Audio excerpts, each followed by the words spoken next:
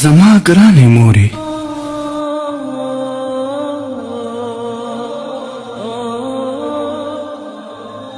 یوې ښځې به خپل زوی هره ورځ د خلکو په مخ کې ډېر واهه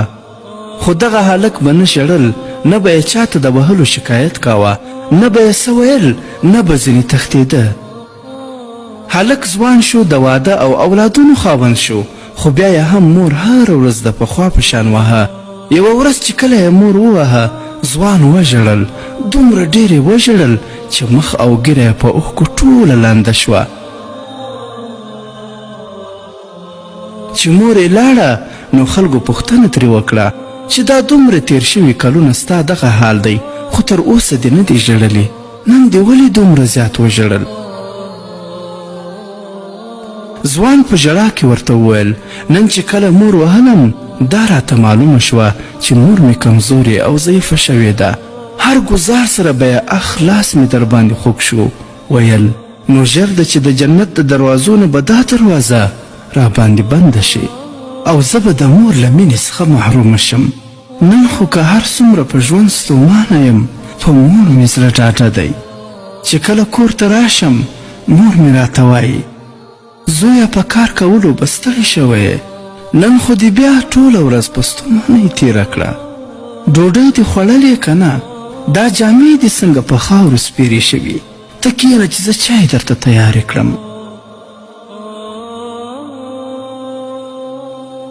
که څه هم نن د اولادونو پلار یم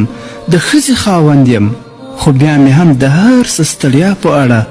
مور رانه پوښتنه کوي خو نن مې خپله ولیده چې مور مې څومره ضعیفه شوې او په دې پوه شوم چې ژر ده چې مور به مې یوازې پرېږدي آیا ونه ژړم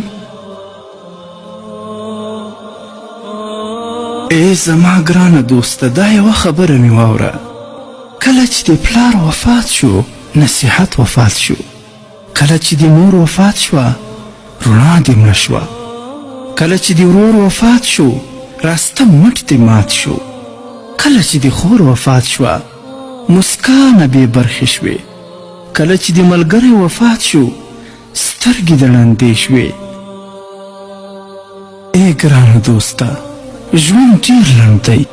په دې نه ارزي چې دوه مخه اوسو او له چا سره کینه ولرو او نه په دې ارزي چې له یو بل سره اړیکې پرې کړو ژوند لنډ دی سبا به یو یادګار پاته وي موږ به نه یو مسکی اوسه چې څوک بد درته رسوي ته ورسره ښه وکړه موږ نه پوهیږو چې کله به د دې دنیا سره سمون کډه بارېږي د الله پاک او د هغه د بندګانو سره مینه او محبت وکړئ